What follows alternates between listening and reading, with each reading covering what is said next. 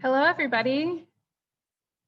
If you are just tuning in, feel free to use the chat function to tell us where you're listening from today.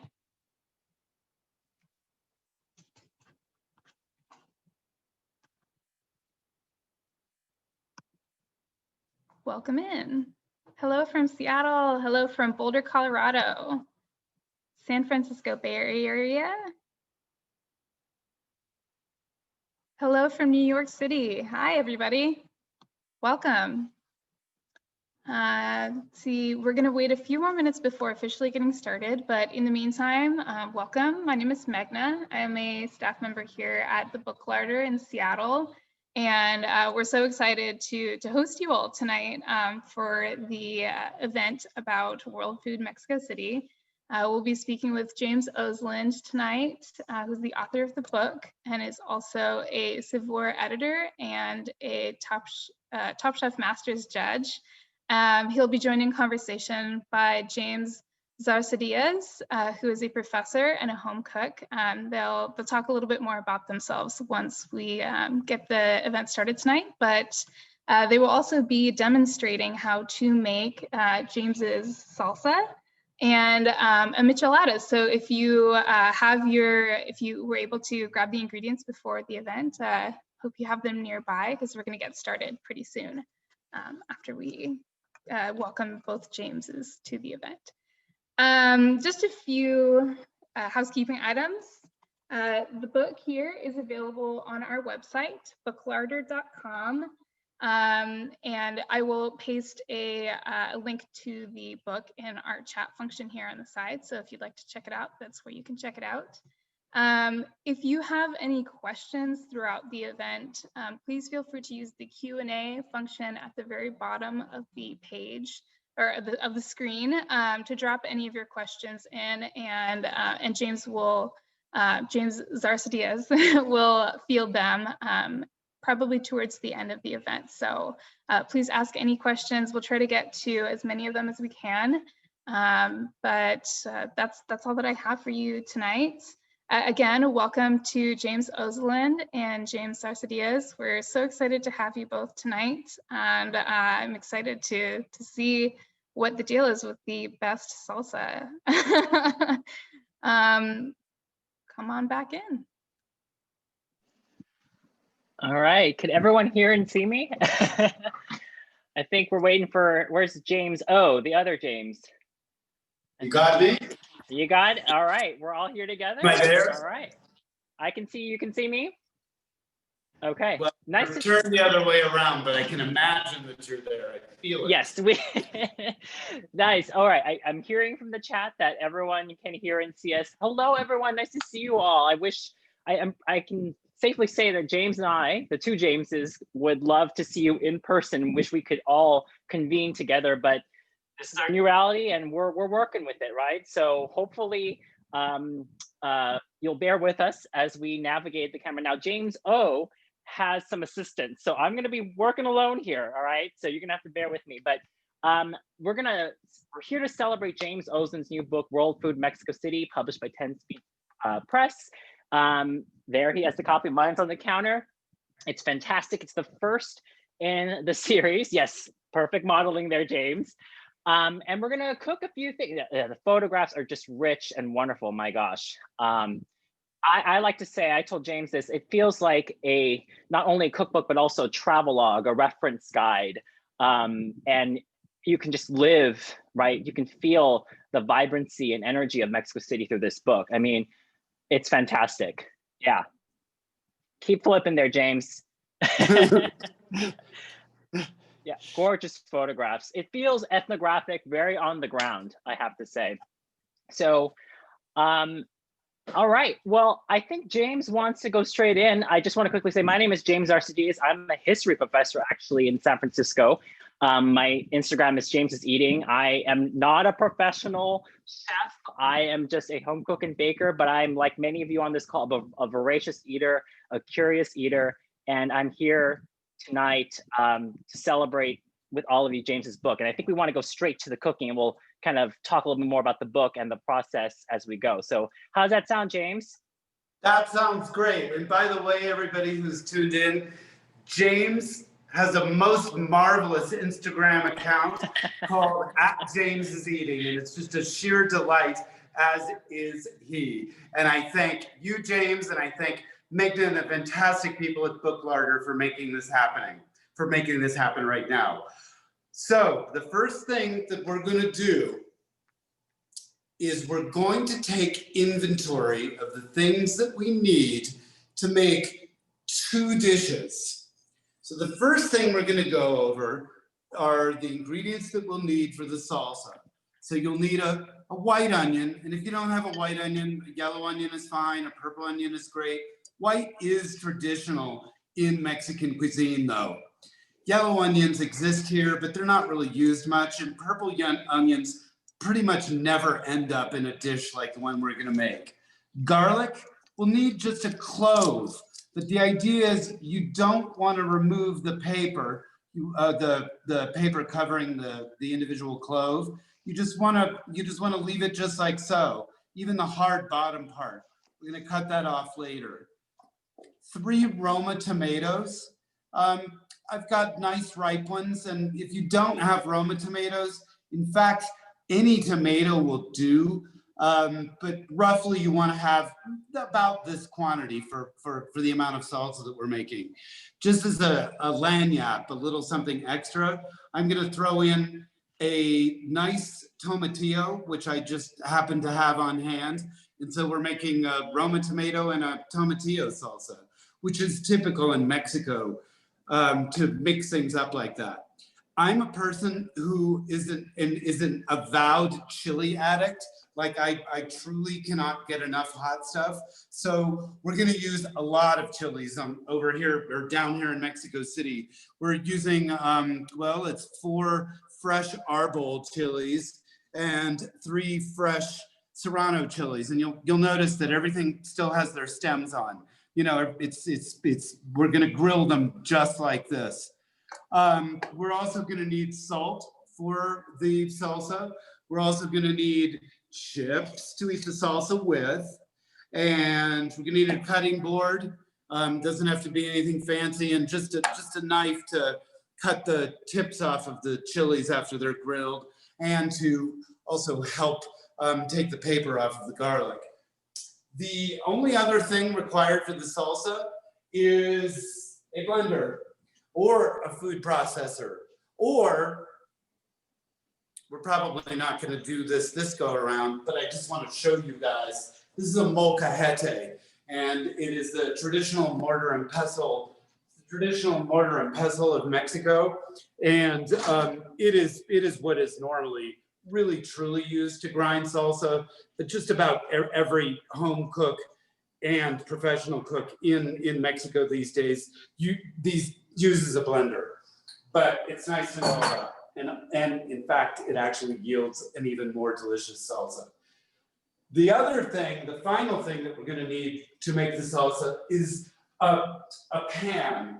I'm using here, this is a comal, a traditional Mexican grill, and I've heated it over, I'm beginning to heat it right now over medium high flame, but this really could be any kind of skillet. It could even be a Teflon skillet, or quite commonly, if I'm just making this small a quantity of salsa, I'll just use my normal cast iron skillet, the one that I scramble eggs in the morning. That's what I use to grill the vegetables. For the other thing that we're going to be making, which given the context of the very complicated, intense day that I've had running around Mexico City because of this other project that I'll hit on a little bit once we get cooking, I could use one of those micheladas.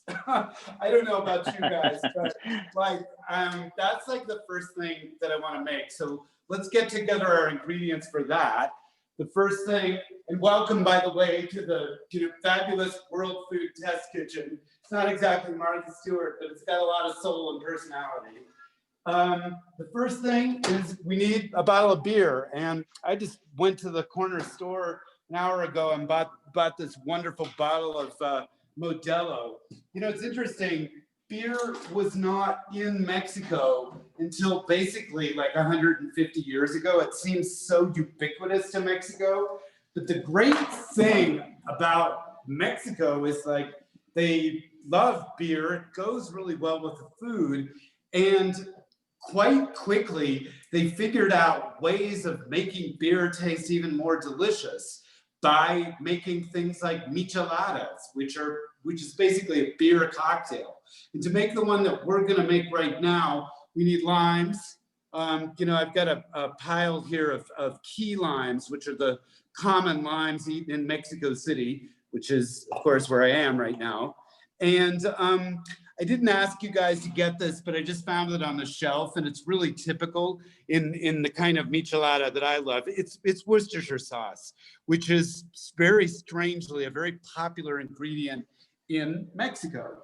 And lastly, we will need salt and a little bit of ground red chili. This here is some wonderful Pekin chili. It's one of the hottest chilies of Mexico. A friend of mine grew it on her roof, and we dried it and ground it in the mortar and pestle, and it's so delicious. And the other thing that we're gonna need, the final thing, is a chilled glass. And you know, I don't actually have a beer stein, but this is a perfect beer glass. James or anybody else, any questions so far? Well, I have a question for you, actually. So if you don't have the Pekin, is it the Pekin peppers that you were just mentioning? What do you think would be a good substitute if you don't have that? Or would you just omit it altogether? Any dried red, finely ground chili will do the trick, including cayenne. Just, you know, the idea is you're bringing some heat on, you know, into this dish. We're gonna salt the very rim of the glass, and that's where the chili is, and it just gives this most marvelous like blast of flavor. It's what I was referring to earlier. It's that thing, that genius of the flavors of Mexico, where they just figure out ways to make everything taste so bold and exaggerated and pronounced, so Mexican. So the first thing that we're gonna do is we're gonna have a lime. Your limes might be a lot bigger than these. You know, what's commonly available in supermarkets in the United States are Persian limes. And they're a little bit larger, and they're slightly less acidic than these limes. Heck, I'm such a lime lover. I love any kind of lime. The first thing that we're gonna do is we're gonna take one of these halves of lime and just rub the edge of the glass, just like so. It's okay. Right, I'm with you, James. I'm doing it with you. And everyone at home, right? Here we go. It. Even though I don't see it, James, I feel it. I know. We're all doing it with you, or at least James, attempting to. The goal is michelada in the mouth. All right. I'm here for it. Just like a lot of it. So the next thing that we're gonna do is take a tablespoon or two of salt and just put it in a plate like so. Flatten it out a little bit. This is where we're gonna dip our glass rim into, or rather. Now, what kind of salt, James, what kind of salt do you have there for those of us who are all cooking with you? Just out of curiosity, what would you recommend are ideal salts for this type of Any kind drink? of salt will do, even just regular Morton salt, but kosher salt in particular. This, in fact, is the salt we use here in the World Food Test Kitchen, which is it's a Oaxaca sea salt, and we grind it ourselves in that mortar and pestle. Showing you. So as you saw, I grabbed a good healthy pinch. I like things, as I was saying, super hot. So in fact, I'll actually even add more, and then just mix it in like so. This is all you're doing, and then you take your glass and you just roll around. It's like it's what you do with a margarita. You don't. The funny thing is, though, outside of like, you know, the tourist centers of Mexico, margaritas aren't really consumed ever. It's the funniest thing. I didn't figure that out for a few years. And there you go. That's it. Okay. I think I got it. I think I got it. I know you can't see, but those of us who are on the call with you, it was a pretty decent try for the first go. All right. I have to believe.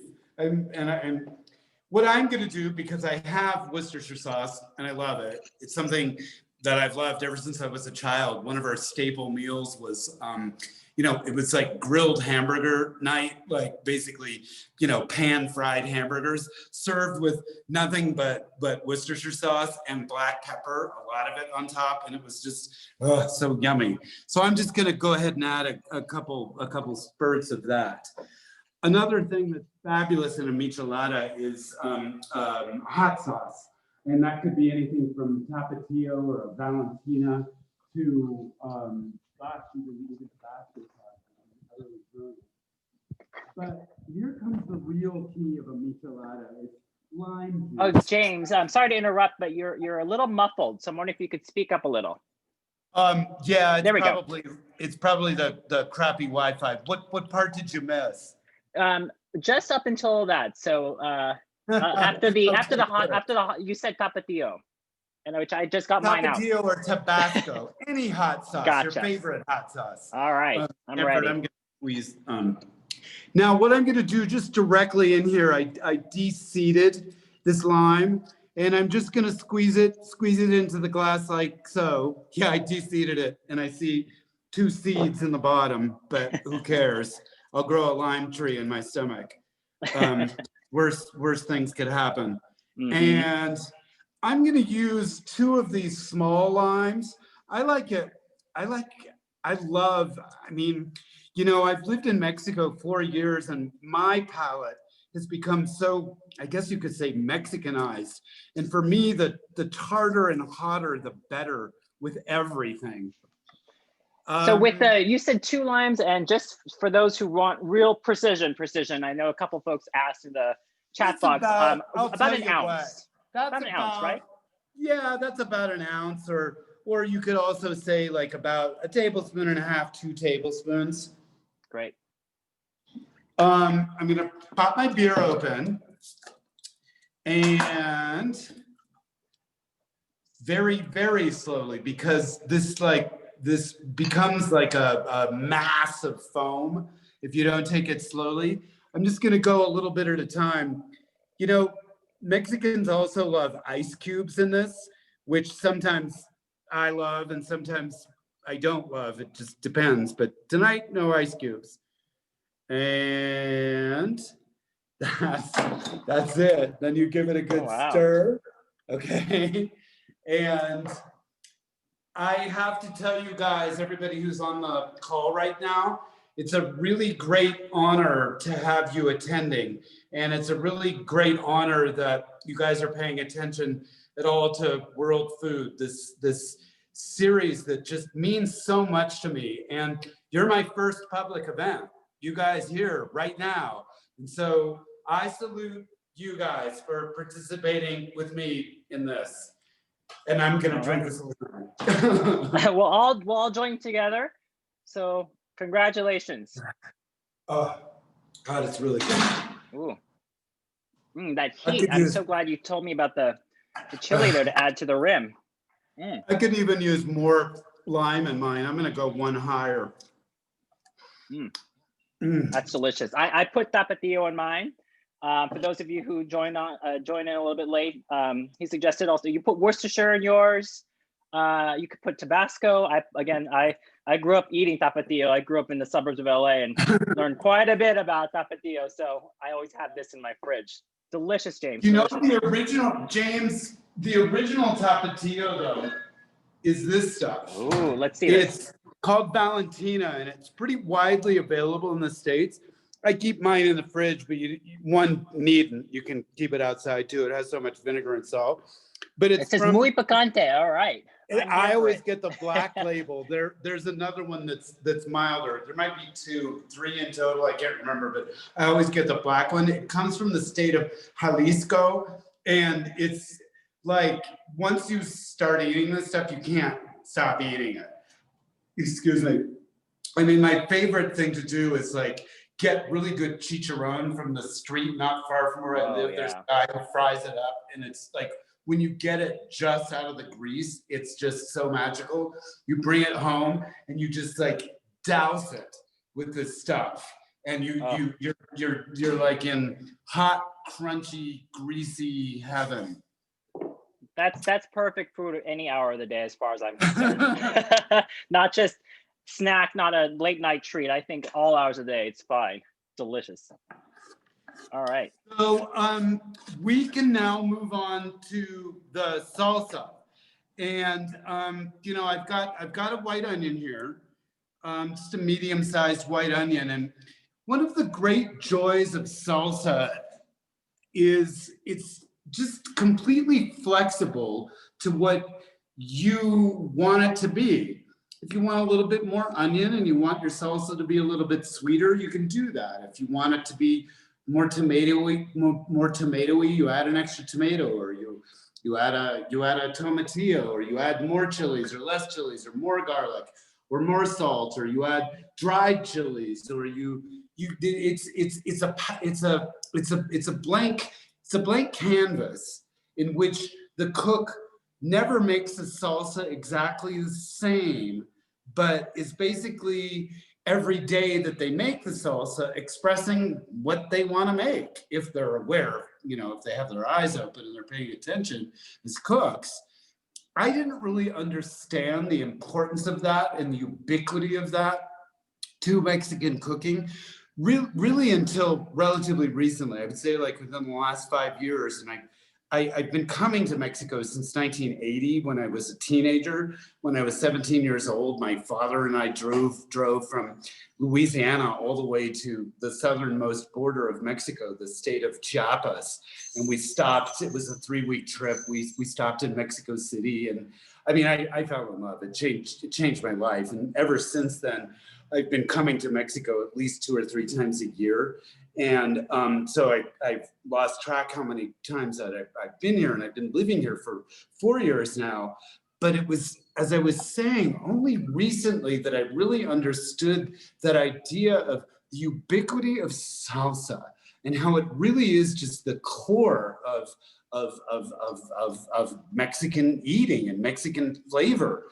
And, you know, it's an ancient food. And to learn that, like, you can make your bowl of lentil soup come alive with the clean, bright taste of a fresh salsa, or you can eat it with your scrambled eggs, or you can eat it with your leftover hamburger, or you can, you know, just have a bowl of beans with like a couple of big, healthy spoonfuls of salsa stirred in, and it becomes like a kind of chili.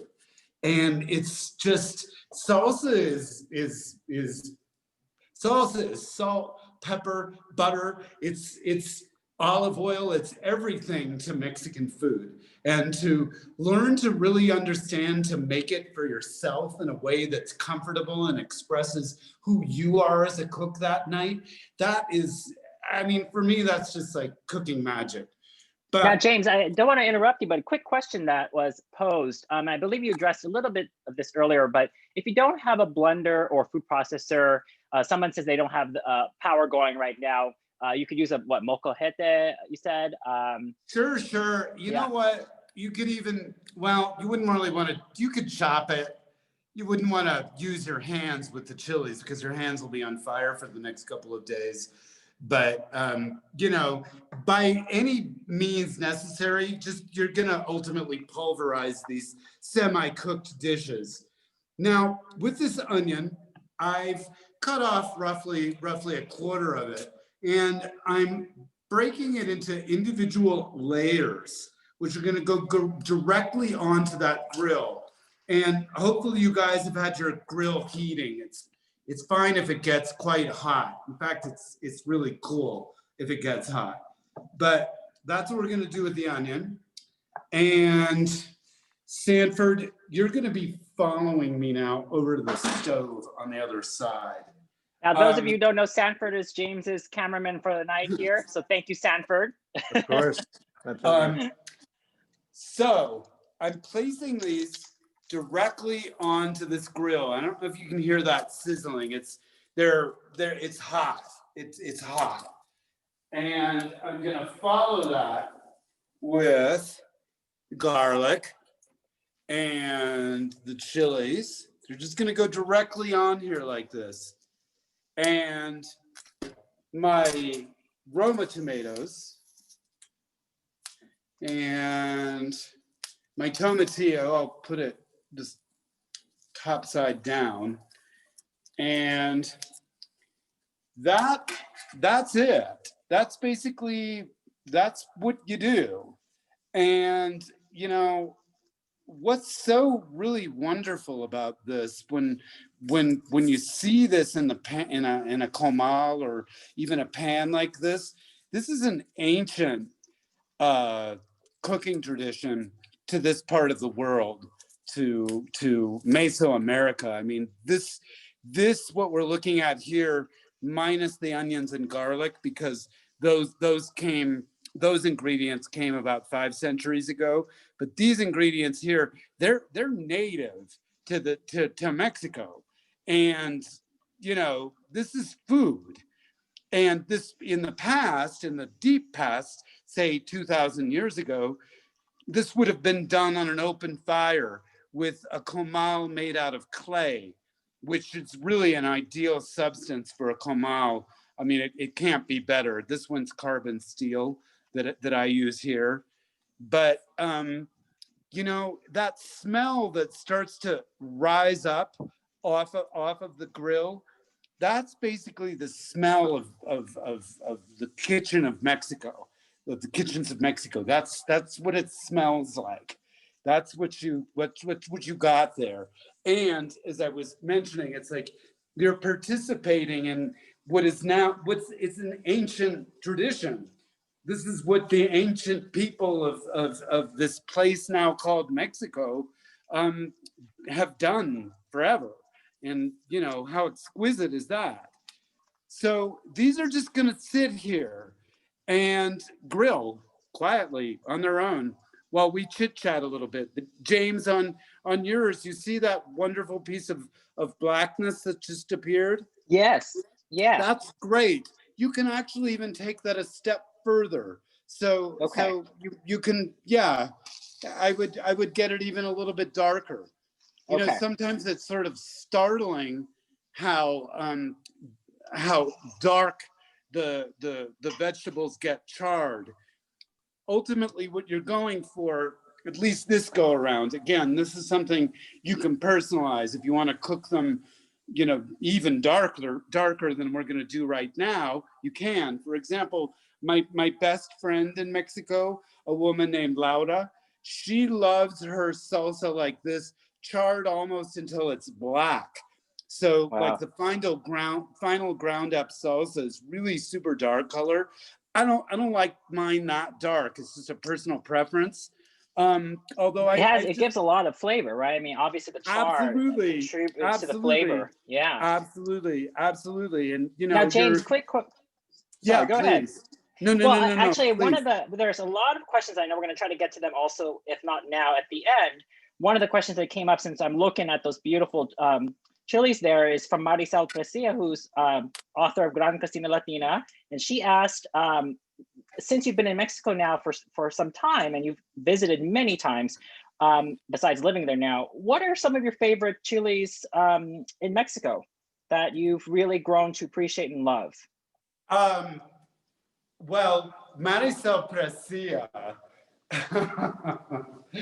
that's a special story. By the way, she is one of the world's most important translators and also really academics in the foods of Latin America, and has written in the English language some of the most important books about the foods of Latin America. And a project that Marisol and I did together years and years ago, it lasted for a couple of years. Marisol grows just hundreds of varieties chilies in her backyard in New Jersey. And I photographed many varieties of those fresh chilies in my apartment in Brooklyn over the course of, I guess, Maricel, it was 2 summers, right? That we were doing that until we finally amassed so many. And then Maricel wrote this wonderful treatise on chilies and peppers, as she calls them, that still influences me. Yeah, it's a great book. Peppers, I think it's Peppers of the Americas, if that sounds about right. Maricel, you can correct me, James? Yeah. That's the book, but we did a story at Saveur together. Like big, long treatise on chilies, and I shot it, and Maricel wrote it. And doing that with Maricel, it changed my life. But any kind of chilies could be used to look at this one here. I should. That one. Look at that. Yeah. So beautiful char. I'm gonna get some tongs, by the way. Patrick, I feel like I'm burning everything. A few folks on the call are doing the same, and they're saying it smells really good. And if you're concerned about the burning smell, don't worry. I think that's part of the process, right, James? Yeah, if it's getting too dark for you, might want to turn down the heat, then maybe. take it. Then just put it aside. Get it off of the heat. Put it in a bowl. Cameron, I know you can't see James, but I'm going to let others see where I am as the home cook on the call. All right, here we go. Mine's charring pretty nicely here. That's probably what I'm doing. Yeah, exactly. Might as well. Right. And the same thing with the garlic. I'm just gonna flip it. You'll see it's getting quite dark on one side. You know, like that looks awfully nice to me. I mean, in fact, actually, just so you guys see this, I'm gonna call this one for now, although this is a personal thing. You get your own feel for it. But I'm going to call this a platonic ideal of a grilled onion. And what I'm going to do is I'm just going to take it right off the heat and put it in this bowl. Okay, I think I'm with you there, James. I think thankfully our timing is right. I think everyone on the call, you're doing this with us. Hopefully it's looking this way with you as well. I'm so excited about this. I love charred vegetables, and to know this is going to go in a salsa is. I'm really and there's about something about it's the rusticity. It's that kind of like fireside quality that this charring process gives the vegetables that really gives it a distinctiveness. And what's cool as a cook is, if you just relax and do this, you don't have to be all tense or worried. If something seems like it's burning too much, then you take it off or use your own instinct. But if you gain a kind of like mastery of this very easy thing to cook, you just want to keep doing it. I mean, it's a great thing to have on hand, and there's, as I was mentioning earlier, so many usages for it. Gosh, you can, Mexicans don't eat butter on their bread. They eat this salsa or a salsa like it. And you feel, you get that feeling where they're kind of like, the ingredients are raw yet cooked. Yeah, this salsa. Oh, go ahead, James. Sorry. No. After you, please. No, I was just gonna let folks know if you are following along and you want to know where to find this in the book as well for after the call. It's in James's new book, World Food Mexico City. It's on page 200, and it's in the section that's devoted to ingredients and basic recipes. And I know we're talking about salsa right now, but I have to say a quick shout out. I appreciate in this cookbook you have a chapter just devoted to corn. And how important corn is to Mexican cuisine and to foodways. That's just kind of one of the things elements that I really enjoy and appreciate about your book. Well, I mean, corn. I mean, is the food of Mexico, and I mean, to understand Mexican cuisine, I mean, the cuisines of Mexico, really the first thing that needs to be done is just to understand the importance of corn. I mean, a Mexican meal is a tortilla, you know. The rest of the things, the salsa, the beans, the stew, or otherwise known as a guisado here, that complements the tortilla. That makes the tortilla taste better. And I mean, corn's where it's at. We're looking actually pretty good over here. And you guys, what I want to show you again, it's like, you know, that question from Patrick Kellogg. Who's that? I don't know who that is. I do know who Patrick Kellogg is. He's one of my oldest friends' husbands.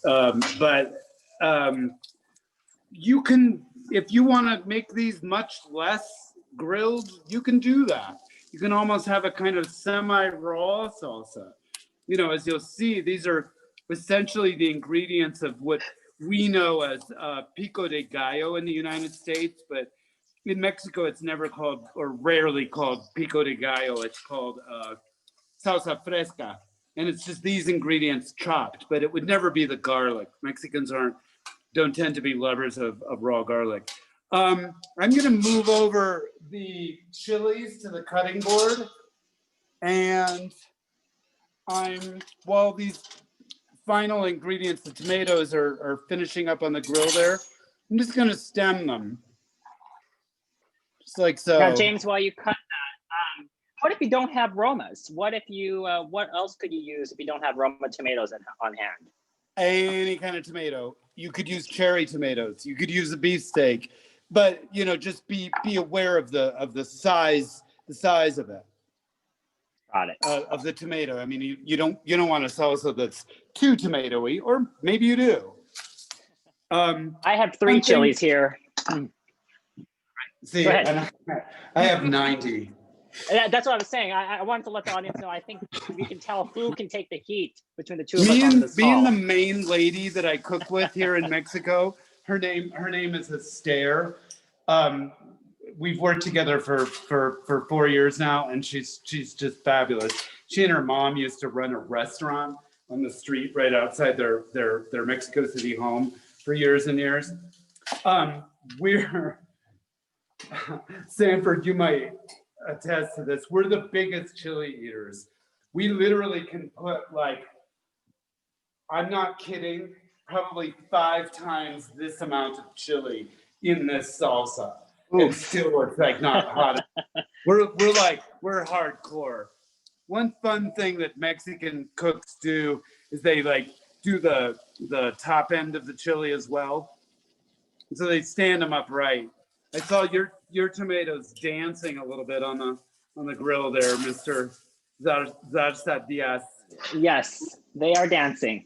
I like that. That means they're really super happy. They're super happy about so many things. This is good for me. I mean, I like the doneness of this one. I'm gonna take the tomatillo away. I'm also gonna take the garlic away here.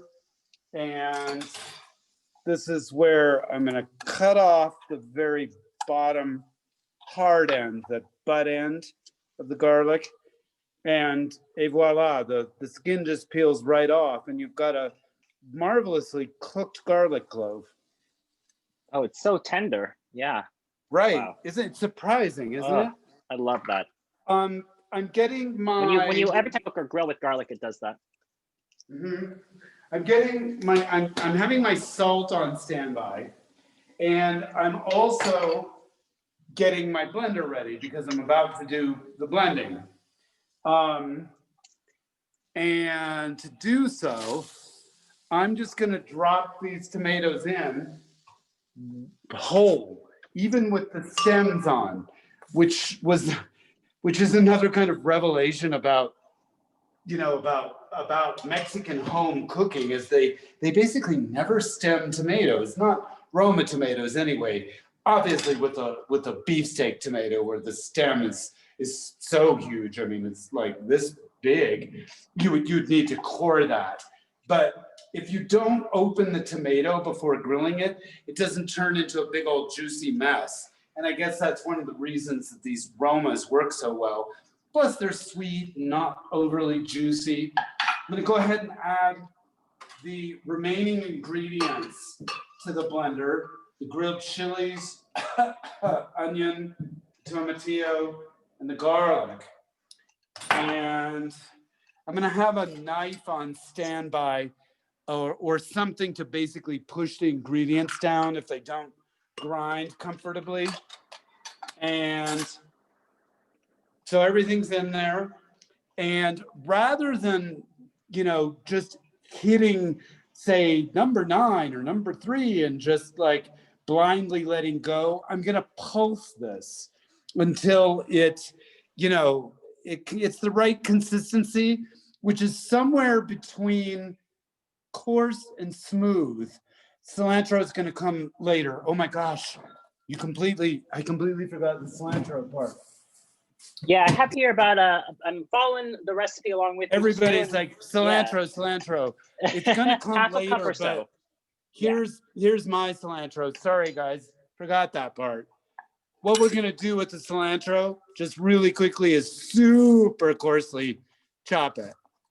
Some of the stem, maybe not all of it, but just like so. That's it.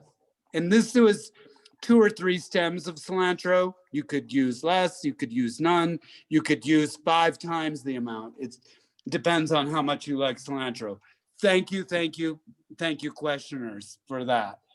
So going back to the blending thing though, we're going to pulse this rather than just hitting a setting. And, we want to give some character to the salsa as though we were making it in the mortar and pestle. I always try and imagine when I'm making it in a blender that I'm somehow in my soul using this and not this electronic or this electric piece of machinery. So here I go. It's going to whir away. Salt's gonna come later. So I'm just pulsing, like so. And as you can see, it's giving way. It's all getting in there. There it goes. I didn't even need a knife.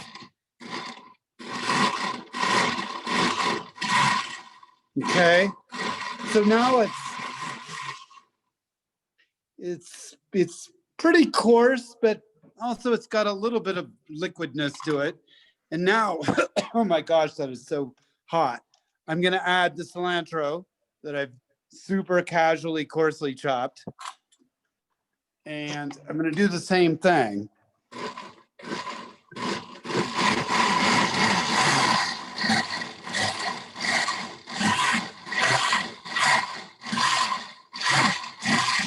Okay, now I'm gonna add salt. And I would say for that quantity, we're gonna need, well, roughly a teaspoon.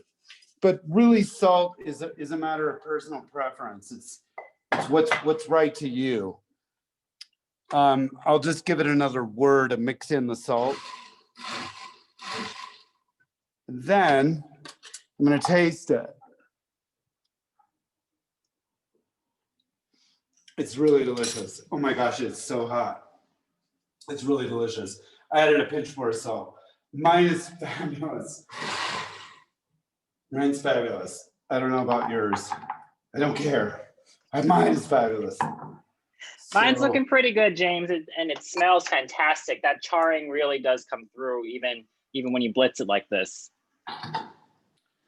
Well, absolutely. And I mean, you can even, James, you can even see it in there too, Oh, wow, this looks fantastic. Love the colors, and the aroma is wild. Mm. This is really good. I don't know how yours came out, but this is really yummy. Yeah, everyone at home, tell us how yours is coming out. I'm pouring mine now into a little vessel here to try. I can't wait. It smells amazing. All right, I've got my chips ready.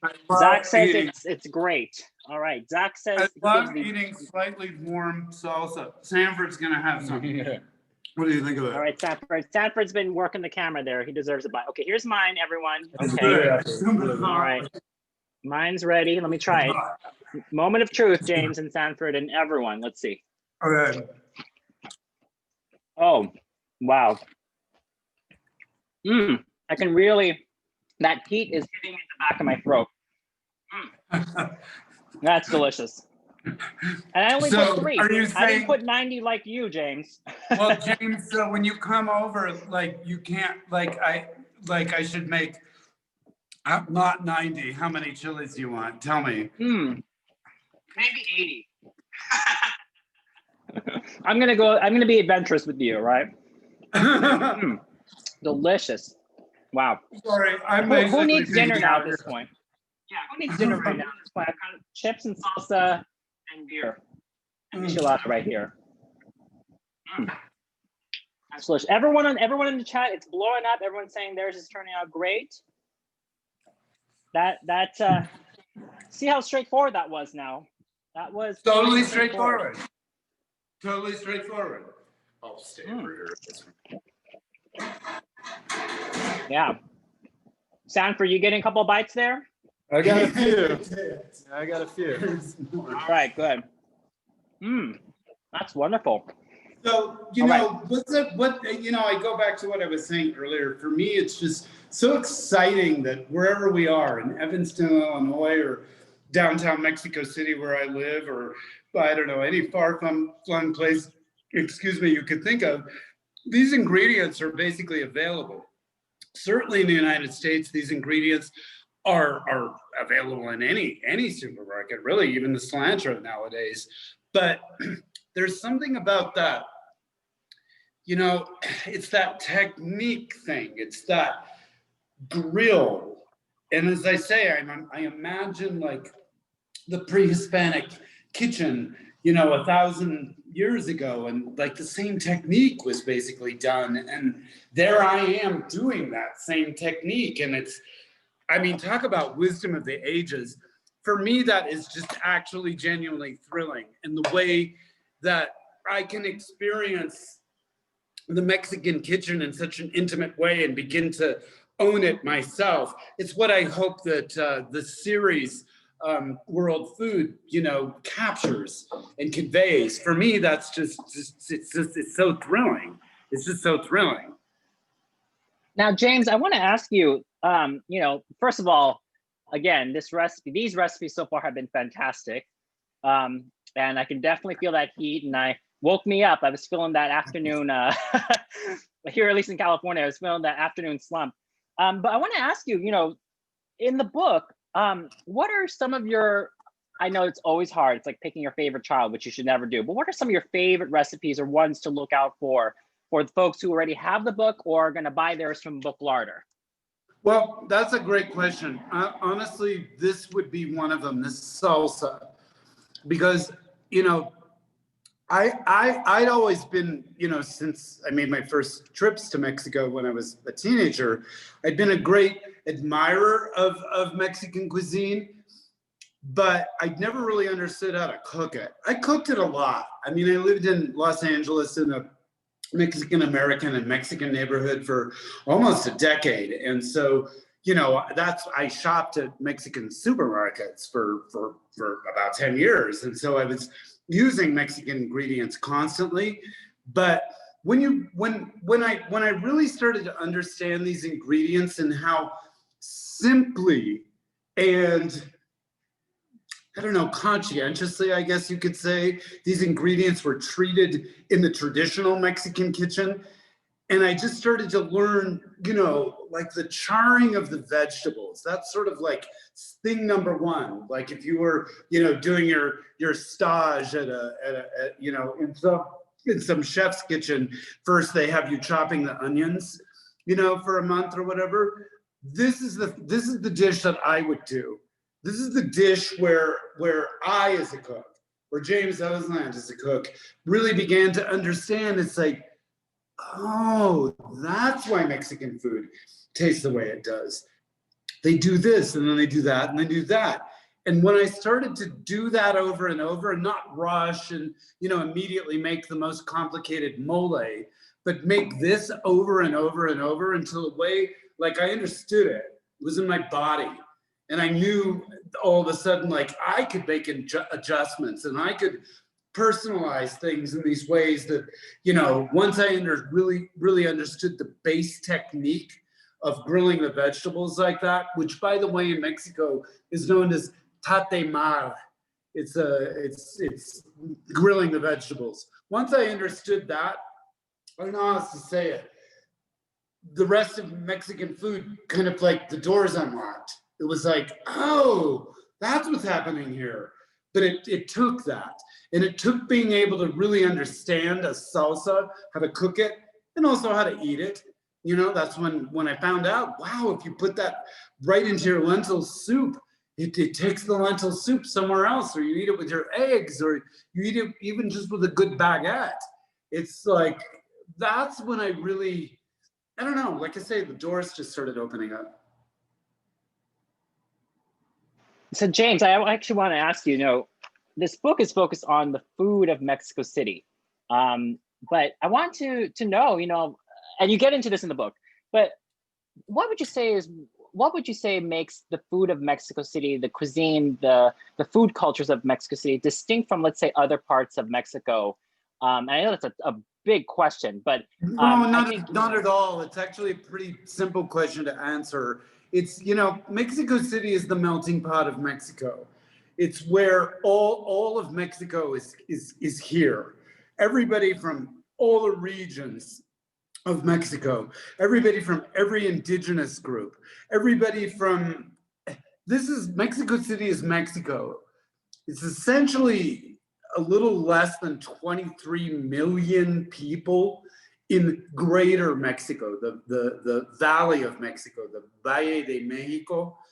Mexico City proper is around 8-9 million people, but the whole area is just, it's enormous. And all of Mexico is represented here.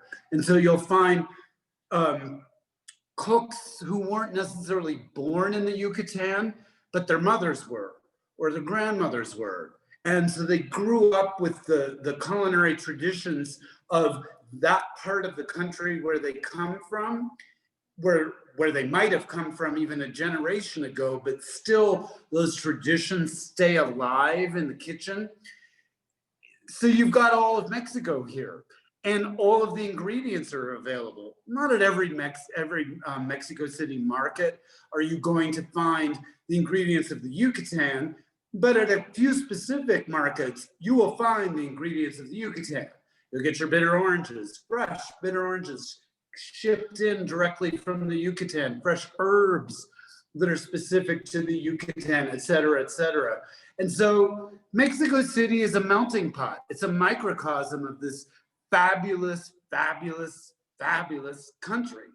And the book is intended to represent that all the cuisines of Mexico, all the cuisines of Mexico are here. And so, you know, the book is comprised of recipes from home cooks. And most of those home cooks have very deep regional roots throughout the country. Thank you, James. I'm going to actually now, there's a lot of questions in the Q&A, and so some of them are quite specific. So I'm going to go by each of these, if that's all right with you. All right? Please. So let's see. All right, so the first question, this came earlier while we were charring, but Margaret asked, is there a benefit to taking apart the layers of the onion versus slicing the onion and charring each side? Yeah, absolutely. It's just much easier to control. You know, you've only got a piece of onion that is essentially, you know, 1/4 of an inch thick. If you were to use slices, they'd start to fall apart. I mean, excuse me, one could, but it's the way that it's traditionally done in the Mexican kitchen. And so I respect that. You know, this book series is about respecting traditional techniques, which might seem arbitrary, but when you think about it, something like that, you know, it's been done for hundreds and hundreds of years, cooking an onion like that. And so I'm going to trust that. I'm going to respect that, and I'm going to go with that rather than slice it. That's just me, though. One could easily slice it. Thanks, James. So the next question is from, let's see, from Shelley. How do the salsas of Mexico vary from region to region? Oh, That's you a know, tough one. yeah. I mean, someday I would love to see somebody else do a book like this. I think I would do like there have been books. I would do a book of salsas. I would do a regional book of Mexican salsas, and it would literally have 1,500 recipes in it. I mean, the variations are so endless. There are raw salsas from certain parts of the country that include pineapple, little tiny dried salted shrimp. I mean, as I was saying, there are salsas where one could even make a salsa like the one we're eating and substitute dried arbol chilies, those fiery, hot, long dried red chilies, and toast them on the grill until they're beginning to pick up similar black spots. You could soak them for a few minutes or two, or for a few minutes after that to soften them, or you could even really just throw them directly in the blender, and then you have an entirely different kind of salsa.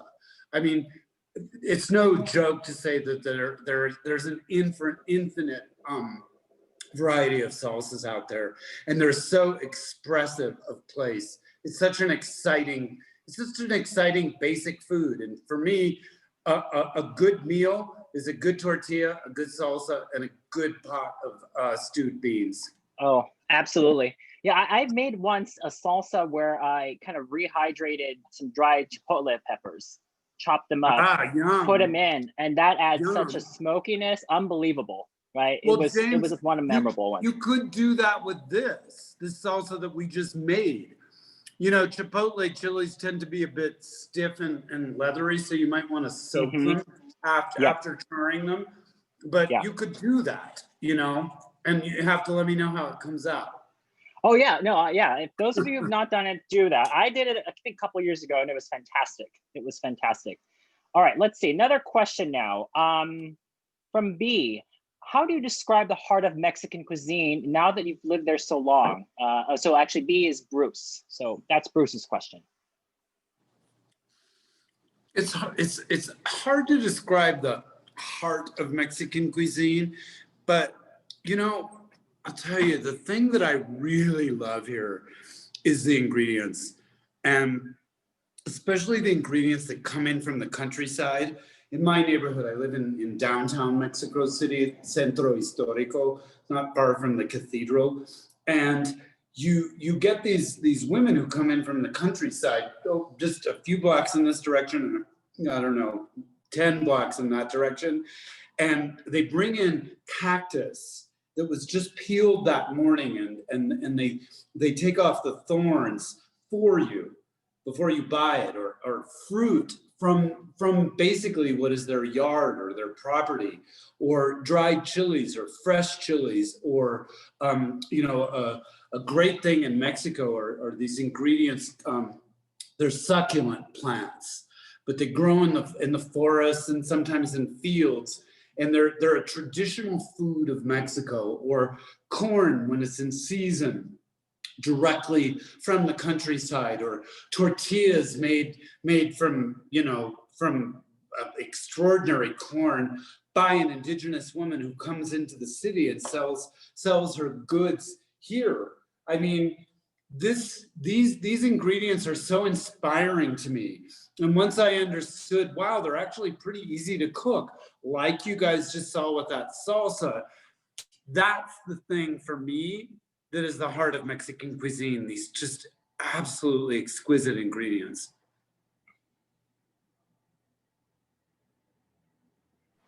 There you go, James. All right, so another question. Let's see. How long this is now kind of a basic question about the salsa we just made. How long does this keep in the refrigerator or freezer? From Rachel. Great question. And from Karen as well, actually. Karen asked the same question. My sister Karen's on the call. Hi, Mom. Karen, my mom and sister on the call. Yes. Family affair. It's a family affair. I store my salsa in a glass jar. I don't usually, I'll finish it within 2 or 3 days, but I usually don't like to keep it longer than a week. in the fridge. Also, though, I don't like to do this, but it's okay. You can freeze it. You can freeze it in a freezable container, or sometimes I'm not the biggest fan of plastic bags and Ziplocs and those kinds of things, but they're actually really, it's great. Like if you really don't want to cook, like this amount of salsa that we made here, like I would put it in a couple of like small, sealable Ziploc sandwich bags. And like if you're busy, you've got salsa. I wouldn't reheat it in the microwave because that'll change its flavor quite significantly, even more than the freezing would. But you just leave it out to thaw, and it thaws in 20 minutes or so, and you've got salsa. So it's a great thing to keep on hand. Yeah, for this recipe, this came about to maybe around 1.5 cups or so, I think. So it's a pretty decent amount here of salsa. Yeah, exactly. Yeah. And as one could probably see, you can easily double it or triple it, or you could make as much or as little as you wanted. All right. Let's see. Before I take it away here, let's see. Okay, so Naya asked a question about garlic peeling. I think a few folks, thank you, Zach. And I'm trying to navigate this. Zach and Rita answered that question. When you take off the peel, so that was, you took off the peel from the garlic after charring, and then you put it in before you put it in the blender, correct? Just to confirm that. That is correct. When it was cooked, Yeah. And you can tell because it has these kind of, fuzzy black spots, basically on the two flat sides of the garlic that, have come in direct contact with the heat. And then what I did, in case people didn't see it, was I moved it over to a cutting board and I cut off the very bottom hard part of the garlic, the thing that attaches it to the I guess stem, you would say, and then the paper just easily slips off. So actually, before I ask the last question, I'm going to just throw it out there for everyone. If you have any more last minute questions you want to ask, throw it in the Q&A before we start to wrap up. So that's a little fair warning. So the next question in the Q&A is from Zarul. I hope I'm saying your name correctly. And Zarul asked, are Mexican chilies hotter than those in Southeast Asia? Now, I know that's a good question because you've written a book about Southeast Asian cooking, Cradle of Flavor, right, James? Well, and also, I happen to know Zarul, who probably is calling from Kuala Lumpur, or he might be calling from Bali. Zarul he grew up with with a family member of mine who happens to be Indonesian. And so Zarul, in Mexico, what you've got is literally hundreds of varieties of chilies. In Southeast Asia, where chilies are not native, they came with the movement of the world, including the movement that came from colonialism. Chilies came to Southeast Asia by way of the Portuguese. But first they came from Mexico. And so what you've got here is not just 2 or 3 or 4 varieties of chilies, which one commonly sees in Malaysia or Indonesia or Thailand or Vietnam, but you've got hundreds of varieties, fresh varieties that are really only eaten dried. The high plains of Mexico. Mexico City is a city at about 8,000 feet, and so it's cool here. You don't have a year-round growing season. There's a season for chilies. And what the brilliant ancients of Mexico, what we now call Mexico, did was they harvested the chilies and they dried them, and they become the basis of a stew when they're ground up in a mortar and pestle, or nowadays in a blender. They thicken it. They provide all sorts of different flavors. One chili tastes sweet and heady. Another tastes bitter and earthy and dark. There are literally hundreds. You go to a market here and your eyes pop out at the variety of chilies in a stall, both fresh and dried. Thanks, James. All right, a couple more questions here, and then we're going to start to wrap up. So again, one more last call for Q&A here. Rick has this question, and he says, how do you change to green salsa? I'm assuming that means how do you make this salsa that we made into a green version? Great question. I mean, that's why I was showing you that one tomatillo that I threw in there, to substitute these for your red tomatoes, you know. And those char beautifully too. Tomatillos char beautifully. Yeah, absolutely. Yeah. Absolutely. All right, let's see. A couple more questions here from Jennifer. Well, I'll read this out. Jennifer says, James, thank you so much for doing this with us. Is there one thing you want to say about the essence of Mexican cooking, which would expand our mind and shift our way of thinking about this brilliant cuisine? That's from Jennifer. Yeah, you know, there really is something for me about that technique that we were doing tonight. You know, we were doing it somewhat on the fly, but if you spend a little time with it, that grilling ingredients thing, and how that adjusts the flavor just so ever so slightly sometimes, but sometimes in more significant ways. And then also how it can even adjust texture or the level of cookedness. There's something about that technique for me of the probably truly billions of techniques and methodologies that one encounters in the cuisines of Mexico. There's something about that one for me personally that's just so sweet and meaningful. It shows me so much. It reveals so much when you allow yourself the time to understand it, and you're not just making a recipe and a checklist of recipes and, you know, going for the ones that sound delicious, but instead really beginning to understand core techniques and what they might mean to that place. And hopefully, you know, World Food Mexico City explains some of that. That for me, I guess, is the thing. James, you know, I was reading the comments here. I know you can't see them all, but I'm just going to kind of collapse them into one compliment as we start to wrap up here, which is everyone here is saying, thank you so much for sharing your passion. And they can sense it from the way you talk about the ingredients and the food and the cuisine. And it's something that we've learned about you over the years. You know, you do these deep dives on specific foods. You know, of course, here we're talking about food of Mexico City, but you've done other types of deep dive investigating, really throwing yourself in, immersing yourself, absorbing the food ways of different parts of the world. I think that's one of the things that we really appreciate about you and your contributions to you know, to home cooking and understanding home cooking all over the world.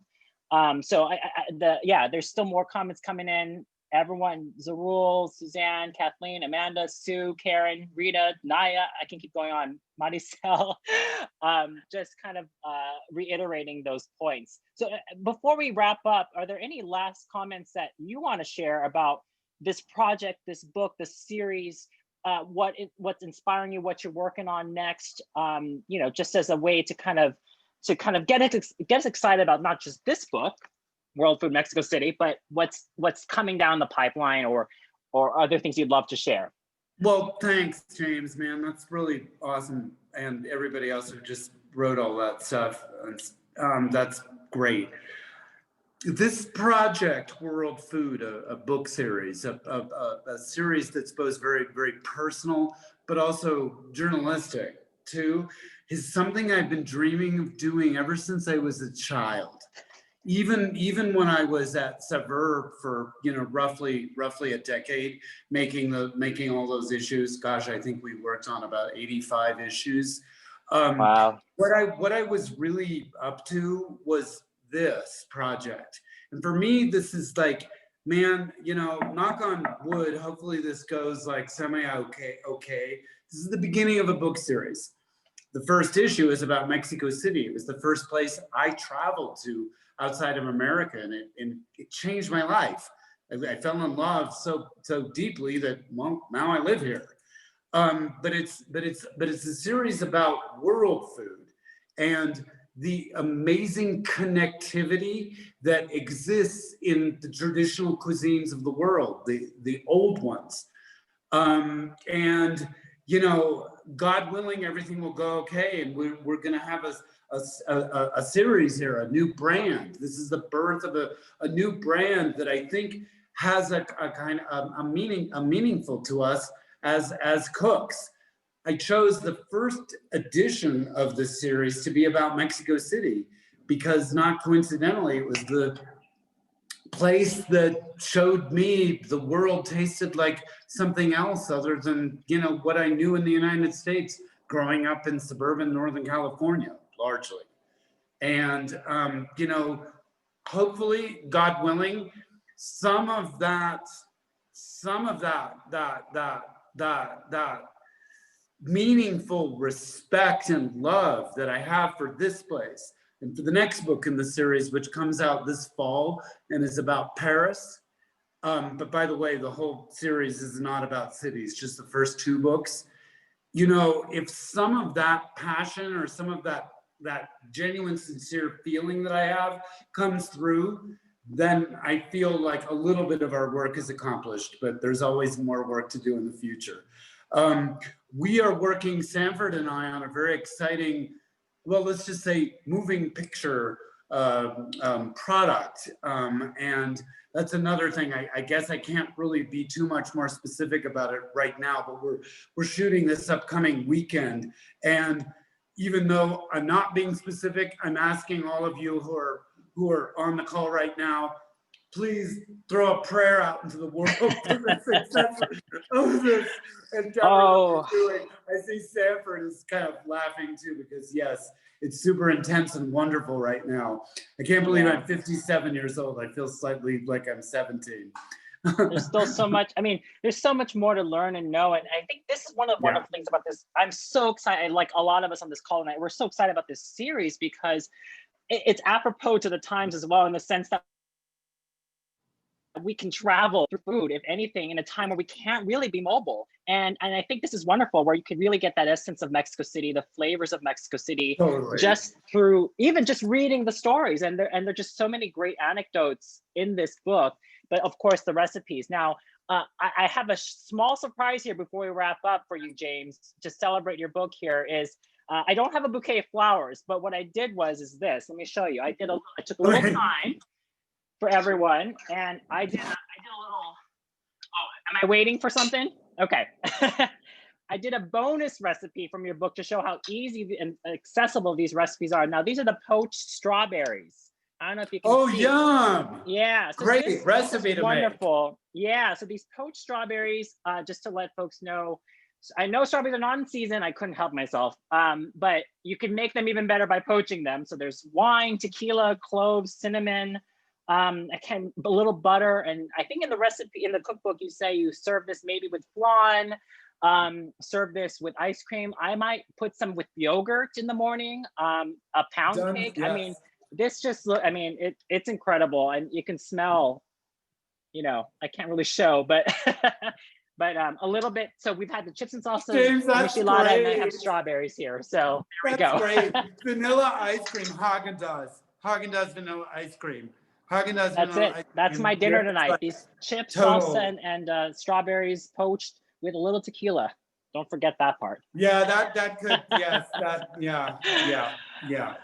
Well, James, I hate to wrap this up because I could talk to you all night, and everyone on this call could talk with you all night. But again, get the book, World Food Mexico City. The recipes we made there tonight with James is all available through here. It's just, I can't speak any higher of this book. It's just a fantastic cookbook to add to your collection. And we really look forward to seeing what's next down the road in this series. So thank you, James. Thank you. You were amazing. And Magna too. You guys are freaking awesome. Thank you, Book Larder, for hosting. Thank you, James and James, so much for joining us tonight. I had so much fun watching, and I can't wait to go home and try out making the salsa for myself. So Oh, so delicious. thank you everyone who attended tonight. Again, as James mentioned, the book is available on our website at booklarder.com. So head over there if you'd like to buy a copy. Also, this author talk will be on our YouTube channel within 48 hours. So if you need to watch back and check out any of the salsa technique, it will be posted on our YouTube channel afterwards. So keep a lookout for that. But that's all that we have. Just quickly, I know a lot of us engage now through social media. What is everyone's Instagram handles for those who want to know? So yes. James and Booklarder, how do we find each other? I'm at James Oseland. So it's at James Oseland. And, you know, thank you, Booklarder, to everyone. And, you know, we're going to be starting a newsletter, a world food newsletter in the weeks, possibly months to come. I haven't figured out exactly when yet. So if you want to sign up for that, just hit me up at the Instagram and we'll hook you up. Sounds good. Great. Thank you. Yeah, thank you all. Have a good night. I look forward to keeping in touch and hearing more. So likewise. Have a good night. Likewise. Thank you. Bye, Thank you, everyone. Thank you so much for tuning in. Bye. Bye. Bye.